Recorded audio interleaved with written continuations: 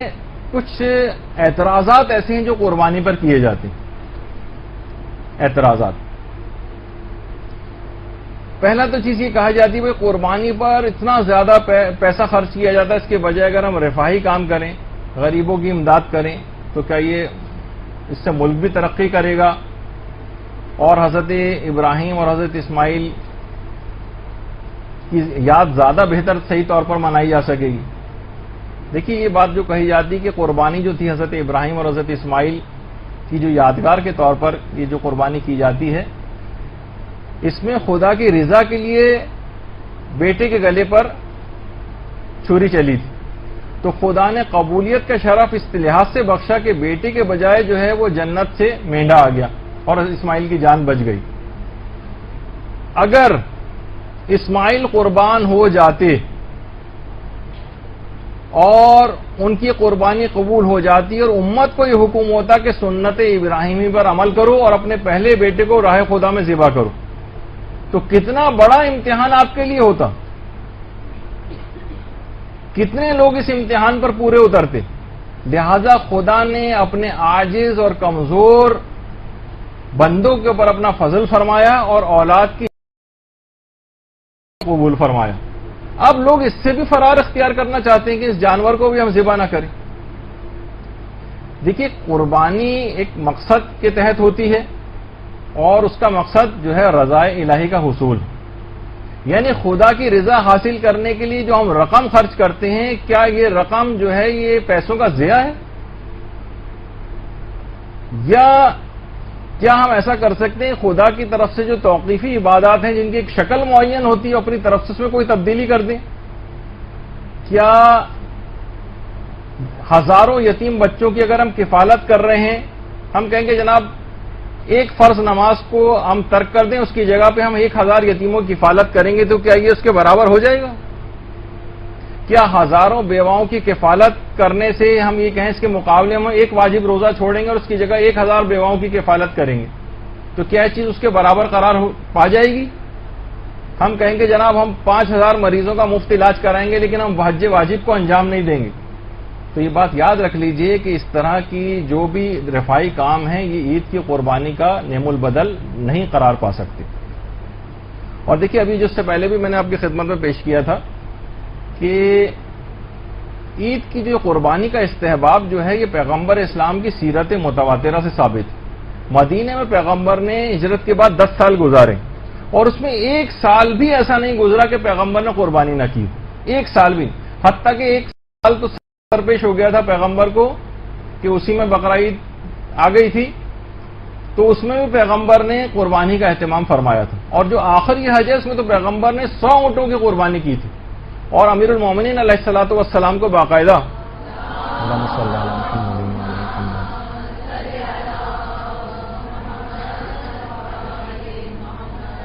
دیگر اہم کاموں کے ساتھ جب یمن بھیجا تھا اور اس کے بعد یمن سے واقع غدیر میں امیر المومنین یمن تشریف لے گئے تھے اور وہاں سے آ کر پیغمبر کو غدیر کے میدان میں جوائن کیا تھا.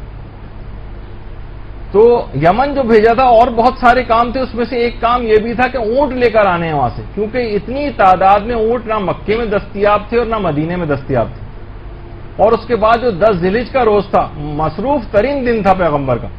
پیغمبر اسلام نے 10 ذی الحجہ کو 63 اونٹ اپنے دستے مبارک سے ذبح کیے، 63 اونٹ 63. اگر آپ حساب بھی لگا لیں کہ اگر ایک اونٹ پر اوسطاً 5 منٹ بھی اس کو اتنا تو ٹائم لگ جاتا ہے ایک اونٹ کی قربانی میں، اس کو پکڑنا، اس کو وہ گرتا ہے، اور بہرحال تقریباً 5 منٹ بھی اگر ہم لگا لیں تو 63 اونٹ ذبح کرنے میں کم سے کم 5.25 گھنٹے پیغمبر کو لگے ہوں. تو وہ رسول جو ایک لمحہ بھی زندگی کا ضائع نہیں کرتا تھا، وہ جو ہر وقت تبلیغ کے اندر مصروف رہتے تھے، سوتے بھی بہت کم تھے، ان کے لیے قربانی کے لیے 5.25 گھنٹے نکالنا اور اتنی مشقت اٹھانا ایک غیر معمولی فعل تھا پیغمبر کا. اور خاص طور پر اس کی اہمیت یوں اور بڑھ جاتی کہ پیغمبر اسلام کے دیکھیے معاشی حالات جو تھے ان کا اگر ہم جائزہ لیں تو پیغمبر کی یعنی بیک وقت 9 گھروں کا خرچہ پیغمبر اٹھاتے تھے. اس کا بار گنا پیغمبر اسلام کے کاندھوں کے اوپر تھا. مجموعی لحاظ سے آپ کو پتہ ہے کہ حالات مالی اعتبار سے اتنے سازگار نہیں ہوتے تھے، اکثر فاقوں کی نوبت رہتی تھی اور خود ازواج رسول فرماتی ہیں کہ اکثر مہینوں ہم پر ایسے گزر جاتے تھے کہ ہمارے گھر میں چولہا نہیں جلتا تھا اور گزارا فقط کھجور اور پانی کے اوپر ہوتا تھا، اور کہیں سے اتفاق سے کبھی ہدیے میں گوشت آ جاتا تھا تو ہم کھا لیتے تھے۔ ایسے حالات میں پیغمبر اسلام کا 100 اونٹ قربان کرنے کے لیے وسائل مہیا کرنا قربانی کی اہمیت کو کتنا زیادہ بڑھا دیتا۔ اور اہم بات یہ تھی کہ یہ جو اونٹ تھے، پیغمبر اسلام نے جو 100 اونٹ ذبح کی تھی، ان سب کا گوشت بھی تقسیم کرنے کا اہتمام نہیں فرمایا تھا، بلکہ ہر اونٹ میں سے ایک ٹکڑا لے لے کے پکوایا تھا۔ اس کا مطلب یہ ہے کہ وہ افراد جو یہ لوگ کہتے ہیں کہ لازمی طور پر جب تک اس قربانی کا گوشت صحیح طور پر تمام دنیا کے مستحقین میں تقسیم نہ ہو تب تک یہ قربانی ضائع سمجھی جائے گی، ان کی یہ بات بالکل عبث اور بیکار ہے، کیونکہ پیغمبر اسلام نے بھی اس کا اہتمام نہیں کیا تھا۔ اور یعنی دوسرے الفاظ میں کسی بھی وجہ سے جو پیغمبر نے دیکھی 63 اونٹ اس میدان مینا میں اپنے ہاتھ سے ذبح کیے اور کتنا وقت اس کے اوپر لگایا تھا، اور بہت سے اس میں اس کو تقسیم کرنے کا بھی اہتمام نہیں کیا تھا۔ اس کا مطلب ہے گوشت کا کسی بھی وجہ سے تقسیم نہ ہونا حکم قربانی میں کوئی خلل نہیں ڈالتا ہے۔ ہم لوگ کہتے ہیں کہ بھائی جب تک یہ قربانی کا گوشت مستحقین تک نہ پہنچے جب تک یہ قربانی ضائع نہیں، ایسا نہیں ہے، وہ ضائع نہیں ہے۔ اس سے حکم قربانی پہ کوئی فرق نہیں پڑتا، اس سے کوئی اس کی اہمیت کم نہیں ہوتی۔ اس کی وجہ خود پروردگار عالم نے قرآن میں یہ بات فرما دی ہے کہ ہم تک نہ تو اس کا گوشت پہنچتا ہے نہ خون پہنچتا ہے، صرف تقویٰ پہنچتا ہے۔ یعنی پروردگار عالم کو اس کے گوشت کی تقسیم سے اتنا غرض نہیں ہے، وہ آپ کی نیتیں دیکھتا ہے، آپ کا خلوص دیکھتا ہے، اور کس ارادے سے آپ نے کیا ہے اس کو دیکھتا ہے۔ تقویٰ آپ اس کے نتیجے میں حاصل ہوا یا نہیں ہوا اس کی طرف اس کی نگاہ ہوتی ہے۔ اور مدد تو اس میں خود بخود ضمنی طور پر آ ہی جاتی ہیں۔ اور کچھ احمق تو یہاں تک ہیں جنہوں نے یہاں تک لکھ دیا ہے، میں ان کے نام بھی نہیں لوں گا، کہ قربانی کی رسم وہ کہتے ہیں کہ یہ بے فائدہ ہے اور یہ وحشی قوموں میں ہوا کرتی تھی، سوائے اب تو کسی بھی قوم میں باقی نہیں رہی ہے، سوائے ایک مسلمانوں میں اب یہ صرف باقی رہ گئی۔ اور وہ یہ کہتے ہیں جو بکرے اور جانور کی گردن پہ جو چھری چلتی ہے یہ سب مال ضائع ہو جاتا ہے، اس کا نہ کوئی عقلی فائدہ ہے اور نہ ہی اس کا کوئی مادی فائدہ ہے۔ جبکہ دیکھیے خود قرآن اس رسم کے متعلق کیا کہہ رہا ہے، لکم فیہا خیرن، اس میں تمہارے لیے سراسر بھلائی اور خیر ہے۔ اور یہ حضرات یہ کہتے ہیں کہ نہیں اس کے اندر کوئی خیر اور بھلائی نہیں ہے۔ تو اور ہماری جن کو میں کہہ رہا ہوں کہ سو کالڈ انٹیلیکچوئلز جو ہیں وہ کہتے ہیں یہ ایک فضول اور مصرفانہ رسم ہے، فضول خرچی۔ اب خود آپ بتائیے کون احمق اس رسم کو احمقانہ کہہ سکتا ہے کہ اس کے خود اقتصادی اور معاشی فائدے، جیسے آپ کہہ رہے ہیں نا کہ اس کو بہتر ہوتا کہ ان پیسوں کو جو ہے کسی اور معاشی اس میں ترقی میں لگایا جاتا ہے، خود معاشی اور اقتصادی فائدے اس میں اتنے زیادہ ہیں۔ کتنے غریب ایسے ہیں جن کی مہینوں وہ گوشت کھاتے رہتے ہیں جبکہ عام حالات میں ان کو یہ گوشت کھانا نصیب نہیں ہوتا۔ کیا یہ آپ کے نزدیک اصول معیشت کے خلاف بات ہے؟ لاکھوں انسان ایسے ہیں جو باقاعدہ غلہ بانی کے اندر سال بھر جانور پالتے ہیں اور یہ ان کی روزی روٹی کا ایک بہت بڑا ذریعہ ہے۔ کیا ان سب کو آپ کی بات کہہ کے ہم بے روزگار کر دیں اور ان سب بے روزگاروں کو روزگار مہیا کرنا ہم یہ کہیں گے کہ یہ عبث ایک چیز ہے؟ یہ تمام افراد کتنے زیادہ اس کے اندر کتنے لوگوں کا روزگار اس سے وابستہ ہے، خود اصول معیشت کے مطابق ہے۔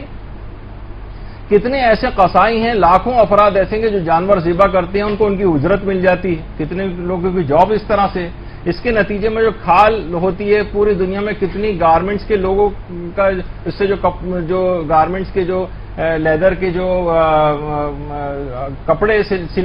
سیے جاتے ہیں اور پوری دنیا میں ایک بہت بڑا جو ہے کام اس کے اوپر ہوتا ہے، کتنے لوگوں کا روزگار اس سے وابستہ ہے، کتنی چیریٹی کی آرگنائزیشن انہی کھالوں اور ان کے اوپر جو ہے وہ چل رہی ہیں۔ تو اس کے بے پناہ اقتصادی اور معاشی فائدے بھی ہیں۔ اور حیرت ہے کہ ان افراد کو جو بھی اس قسم کے کہ معترضین کی ایک بہت بڑی انٹیلیکچوئلس کی ایک تعداد ٹی وی کے اوپر بھی آنے لگی ہے اور کتابیں بھی بہت لوگ لکھنے لگے اور لوگ ان سے مروب اور متاثر بھی ہوتے ہیں ان کی چرب زبانی سے۔ وہ کہتے ہیں جناب بلکہ ان کو یہ کہتے ہیں کہ ان کو صرف اور صرف انہی جب عبادات کی باری آتی ہے تو یہ ان کو صرف اسی وقت یہ تمام چیزیں یاد آتی ہیں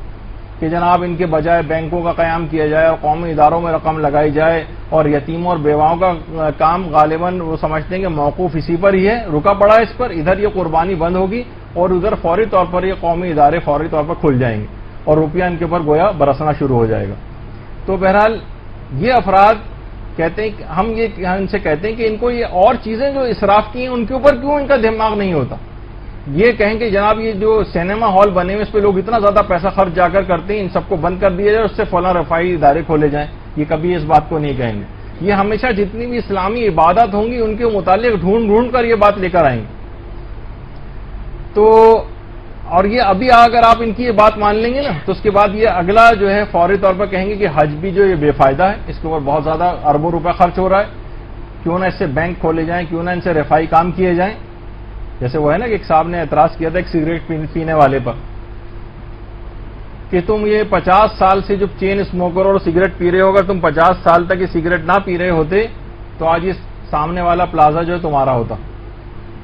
تم نے اتنا پیسہ خرچ کیا ہے. تو سگریٹ پینے والے نے کہا، اب اس کی ہم تائید نہیں کر رہے سگریٹ کی، لیکن اس نے جو بات سمجھانی چاہیے کہ تم تو 50 سال سے سگریٹ نہیں پی رہے ہو نا، نہیں پی رہے ہو نا، تمہارے پاس کتنے پلازا ہیں.